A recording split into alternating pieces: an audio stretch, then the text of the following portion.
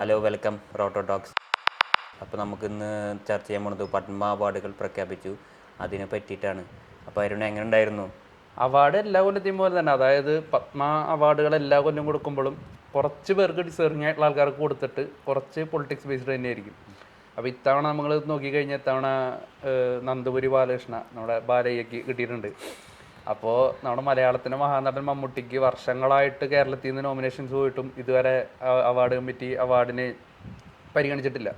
അപ്പോൾ ഈ ആർട്ട് എന്ന ഒരു മേഖലയിൽ നോക്കുകയാണെങ്കിൽ മമ്മൂട്ടിയേക്കാളും ഡിസേർവിംഗ് ആയിട്ടുള്ള ഒരാൾ നിലവിൽ ഇന്ത്യൻ സിനിമയിൽ പത്മഭൂഷൺ കിട്ടാത്തതുണ്ടോ എന്ന് എനിക്കറിയില്ല. അപ്പോൾ അത്രത്തോളം ഡിസേർവിംഗ് ആയിട്ടുള്ള ഒരാളെ പരിഗണിക്കാതിരിക്കുക, അപ്പോൾ പ്യുവർ പൊളിറ്റിക്സ് തന്നെയാണ്, പ്രത്യേകിച്ച് കൂടുതൽ പറയാനൊന്നുമില്ല. ഒരു BJP നേതാവിനും കിട്ടിയിട്ടുണ്ട് പക്ഷേ. അതെ, BJP നേതാക്കൾക്ക് ഇപ്പോൾ ബാലകൃഷ്ണയ്ക്ക് കിട്ടാൻ കാരണം ഇപ്പോൾ നമ്മൾ ചിന്തിച്ചു കഴിഞ്ഞാൽ അവിടെ ബാലകൃഷ്ണ തെലുങ്ക് ദേശം പാർട്ടിയുടെ MLA ആണ്. അപ്പോൾ തെലുങ്ക് ദേശം പാർട്ടിയും BJP ആണ് നിലവിൽ ആന്ധ്രയിൽ ഭരിക്കുന്നത്. അപ്പോൾ അങ്ങനെ കൂട്ടിച്ചേർത്ത് വയ്ക്കുമ്പോൾ ആ ഒരു അങ്ങനെ കിട്ടിയതാണെന്ന് നമുക്ക് അനുമാനിക്കാം. എല്ലാവർക്കും അവരുടെ മേഖലയിൽ അവരെന്തെങ്കിലും കഴിവ് തെളിയിച്ചിട്ടുണ്ടായിരിക്കും, എന്നാൽ പോലും അവരെക്കാളും ഡിസേർവിംഗ് ആയിട്ടുള്ള ആളാണ്. ഇപ്പോൾ മമ്മൂട്ടിയെ സംബന്ധിച്ചിടത്തോളം അദ്ദേഹം 40 മുകളിൽ വർഷങ്ങളായിട്ട് മലയാള സിനിമയിലുള്ള, ഇന്ത്യൻ സിനിമയിലല്ല ലോക സിനിമയിലെ ഏറ്റവും മികച്ച നടന്മാരിൽ ഒരാളാണ്. അപ്പോൾ അദ്ദേഹത്തിന് അവാർഡ് കിട്ടാതെ പകരം ഇപ്പോൾ അജിത്തിന് കിട്ടിയിട്ടുണ്ട് തമിഴ്നാട്ടിൽ, അപ്പോൾ ബാലകൃഷ്ണയ്ക്ക് കിട്ടിയിട്ടുണ്ട്. അപ്പോൾ ഇതൊക്കെ പൊളിറ്റിക്സ് തന്നെ. അല്ല, ഈ അജിത്തും അതുപോലെ തന്നെയാണ്. പെട്ടെന്ന് ഒരു സൈലന്റ് അങ്ങനെ വരാത്തൊരു അവാർഡിൽ അപ്രത്യക്ഷമായെന്ന് തോന്നുന്നു അജിത്തിന് കിട്ടിയത് അവാർഡ്. അജിത്തിന് കിട്ടിയെന്ന് പറയുമ്പോഴും അതും ഒരു പൊളിറ്റിക്സ് ബേസ്ഡ് ആണ്. കുറേ പേര് അങ്ങനെ പറയുന്നുണ്ട് കേട്ടോ. നമ്മൾ പൂർണ്ണമായിട്ടും ഞാൻ പേഴ്സണലി അതിനെ അനുകൂലിക്കുന്നില്ല. അജിത്തും ഇപ്പോൾ സിനിമാപരമല്ലാതെ പോലും അദ്ദേഹത്തിന് ഇപ്പോൾ അദ്ദേഹം ഒരു ഷൂട്ടറാണ്, അദ്ദേഹം ഷൂട്ടിങ്ങിൽ മത്സരിക്കുന്ന ആളാണ്. പിന്നെ IIT-ലൊക്കെ ചെറിയ രീതിയിൽ അണ്ണാ യൂണിവേഴ്സിറ്റിയിൽ സ്റ്റുഡൻസ് ആയിട്ട് ചേർന്നിട്ട് അദ്ദേഹത്തിന്റെ ഒരു മെന്ററിങ്ങിൽ ദക്ഷ് എന്ന് പറഞ്ഞിട്ടൊരു പ്രൊജക്റ്റും കാര്യങ്ങളൊക്കെ, ഒരു ഡ്രോൺ പ്രൊജക്റ്റ് ഒക്കെ അവർ ചെയ്തിട്ടുണ്ട്.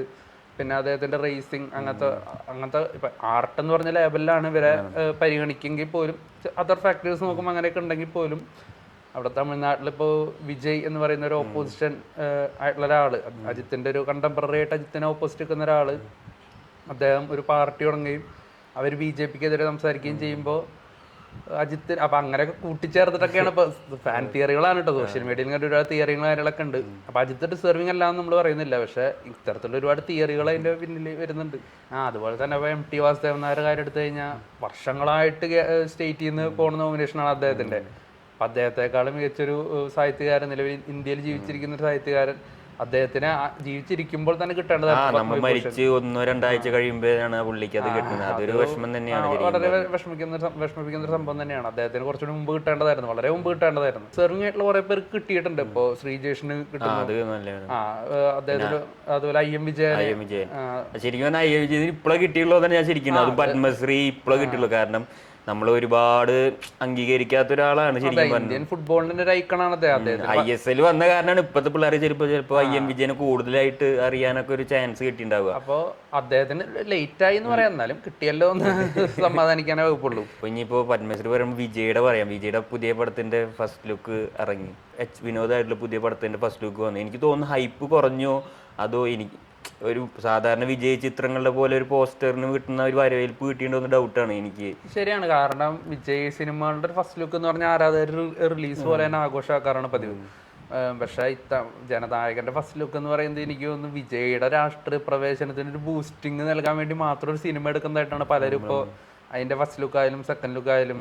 MGR-ന്റെ ഒക്കെ ഒരു മറ്റേ അനുകരിക്കുന്ന വിധത്തിലുള്ളൊരു പോസ്റ്ററൊക്കെ ഇറക്കിയിട്ട് ഒരു സ്പൂഫ് പരിപാടി നടത്തുന്ന ഒരു പോലെയാണ് തോന്നിയത്. അപ്പോൾ സിനിമ ഇറങ്ങുമ്പോൾ തീർച്ചയായിട്ടും നല്ല വരവേൽപ്പും കാര്യങ്ങളൊക്കെ കിട്ടും, ഭയങ്കര ഇനീഷ്യലും അല്ലെങ്കിൽ അതിൻ്റെ സിനിമയുടെ കണ്ടന്റിനനുസരിച്ച് നല്ല ഫൈനലും കളക്ഷനൊക്കെ വരായിരിക്കാം. പക്ഷേ ഇതൊരു രാഷ്ട്രീയ പ്രവേശനത്തിന് വേണ്ടിയിട്ട് ഒരു സിനിമ എടുക്കുന്ന പോലെയാണ് ഇപ്പം നിലവിലത്തെ ആ ഒരു അപ്ഡേറ്റ്സും കാര്യങ്ങളൊക്കെ സൂചിപ്പിക്കുന്നത്. അതുപോലെ തന്നെ സാധാരണ പണ്ട് 2017 മെർസലിന്റെ ഒക്കെ പോസ്റ്റർ ഇറങ്ങിയപ്പോൾ ഒരു ഹൈപ്പ് ഉണ്ട്. അപ്പൊ അതുപോലത്തെ ഒരു ഹൈപ്പും കാര്യങ്ങളൊന്നും ഇല്ല. അത് H വിനോദിനെ സംബന്ധപ്പെട്ടാണോ? H വിനോദിനും പ്രതീക്ഷ ഇല്ലാത്ത പോലെ അല്ല, ഒരിക്കലും അല്ല. അപ്പോൾ H വിനോദിനേക്കാളും ഒരു മോശം അവസ്ഥയിലായിരുന്നു വെങ്കട് പ്രഭു മറ്റേ ഗോട്ട് വരുമ്പോഴുണ്ടായിരുന്നു. ഗോട്ടിന്റെ ഫസ്റ്റ് ലുക്ക് ഇറങ്ങിയപ്പോൾ കുറച്ചുകൂടി സയൻസ് ഫിക്ഷൻ എന്തോ വേറെ സംഭവം പ്ലാൻ ചെയ്യുന്നുണ്ട്. വിജയാണെങ്കിൽ ലിയോ ഒക്കെ ചെയ്ത് വേറൊരു എക്സ്പീരിമെന്റിൽ കുറച്ച് safe zone out of box ചിന്തിച്ചു തുടങ്ങി എന്നൊക്കെ പ്രതീക്ഷിച്ചിട്ടുണ്ടായിരുന്നു. പക്ഷെ ഫസ്റ്റ് ലുക്കിൽ മാത്രമേ അത് ഉണ്ടായുള്ളൂ. അത് എനിക്ക് തോന്നുന്നു ഇപ്പോൾ സമീപകാലത്ത് ഇറങ്ങിയ വിജയ് സിനിമകളിൽ തന്നെ എനിക്കൊന്ന് വാരിസിന് പോലും ഇതിനേക്കാളൊരു ഫസ്റ്റ് ലുക്കിനെ കുറച്ചുകൂടി അക്സെപ്റ്റൻസ് കിട്ടിയിരുന്നു. ഇത് സിനിമ വരുമ്പോഴേക്കും മാറായിരിക്കും, വിജയ് സിനിമയല്ല, റിലീസ് സമയത്തേക്ക് ആ സിനിമയുടെ ഹൈപ്പൊക്കെ കൂടിമുടി എത്തിയിരിക്കും.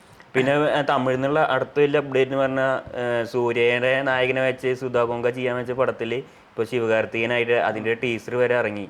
അപ്പോൾ പരാശക്തി. അപ്പോൾ അതെങ്ങനെയാണ്? അത് ഇപ്പം ഏകദേശം 1 കൊല്ലം മുന്നെയാണ് ഇപ്പം പുറനാനൂറ് എന്നായിരുന്നു അന്ന് സിനിമയ്ക്ക് ടൈറ്റിലിട്ടുണ്ടായിരുന്നത്. സൂര്യ സുധാ കൊങ്കാര ആഫ്റ്റർ സൂപ്പർ റിപ്പോർട്ടർ ഒന്നിക്കുന്ന സിനിമ. അപ്പം അന്ന് ഇതിൽ ഇനീഷ്യൽ കാസ്റ്റിൽ സൂര്യ, നസ്രിയ, ദുൽഖർ, അതുപോലെ വിജയ് വർമ്മ അവരായിരുന്നു. അപ്പോൾ സുധാ കൊങ്കാര ആയിട്ടുള്ള ഒരു സിനിമ സൂര്യ ആഫ്റ്റർ സൂപ്പർ റിപ്പോർട്ടർ വരുന്നതിൻ്റെ എല്ലാവിധ എക്സൈറ്റ്മെൻറ്റും കാര്യങ്ങളൊക്കെ ഫാൻസിനുണ്ടായിരുന്നു. അങ്ങനെ ടൈറ്റിൽ ടീസറും പുറത്തു വിട്ടിട്ട് പിന്നീട് ആ സിനിമയെ പറ്റി കാര്യമുള്ള അപ്ഡേറ്റ്സും കാര്യങ്ങളൊന്നും വന്നിട്ടുണ്ടായിരുന്നില്ല.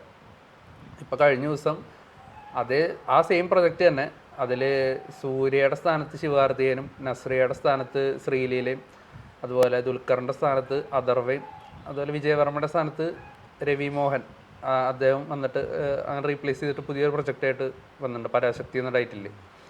അപ്പോൾ വളയിപ്പേച്ചൊക്കെ ഈ സിനിമയെ പറ്റി ഈ ഒരു സിനിമയിൽ കാസ്റ്റ് ചേഞ്ച് ആവാനുള്ള ഒരു കാരണത്തെ പറ്റി പറഞ്ഞെന്താണെന്ന് വെച്ചാൽ, ഈ സിനിമ ഡീൽ ചെയ്യുന്ന വിഷയം എന്ന് പറയുന്നത് 1960s നടന്നിട്ടുള്ള റൈറ്റ്സും കാര്യങ്ങളൊക്കെയാണ് തമിഴ്നാട്ടിൽ. അത് ഹിന്ദി നമ്മുടെ രാഷ്ട്രഭാഷ ആക്കണം എന്നുള്ളതിന് എതിരെ തമിഴ്നാട്ടിൽ നടന്ന റൈറ്റ്സും കാര്യങ്ങളൊക്കെയാണ് സിനിമയുടെ തീം എന്നൊക്കെയാണ് അവർ പറയുന്നത്. അപ്പോൾ സ്വാഭാവികമായിട്ടും ഹിന്ദി ഭാഷയ്ക്കെതിരെയും അന്ന് സെൻട്രൽ ഭരിച്ചിരുന്ന കോൺഗ്രസിനെതിരെയൊക്കെ ആയിട്ടാണ് സിനിമ പറയാൻ ഉദ്ദേശിക്കുന്ന കാര്യങ്ങൾ.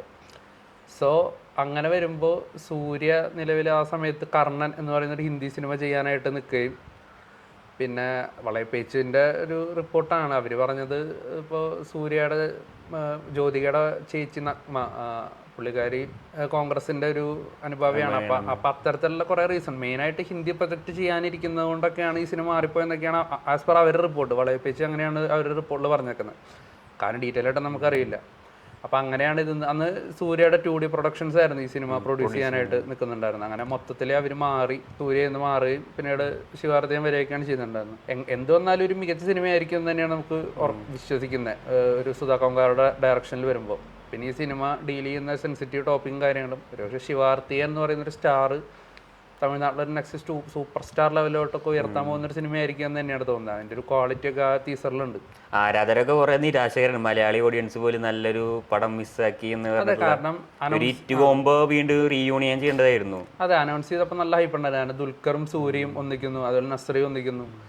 തീർച്ചയായിട്ടും നല്ല എക്സൈറ്റ്മെൻറ്റഡ് ആയ പ്രൊജക്റ്റാണ്. അപ്പോൾ അത് പോയതിൻ്റെ ഒരു നിരാശയുണ്ട് സൂര്യ ഫാൻസിന്. കാരണം നിലവിൽ കങ്കുവയ്ക്കൊക്കെ ശേഷം മൊത്തത്തിലെല്ലാവരും ഡെഡായിരിക്കുകയാണ്. അപ്പോൾ ഒരു നല്ലൊരു സിനിമ വരികയാണെങ്കിൽ രക്ഷപ്പെട്ടേനെ.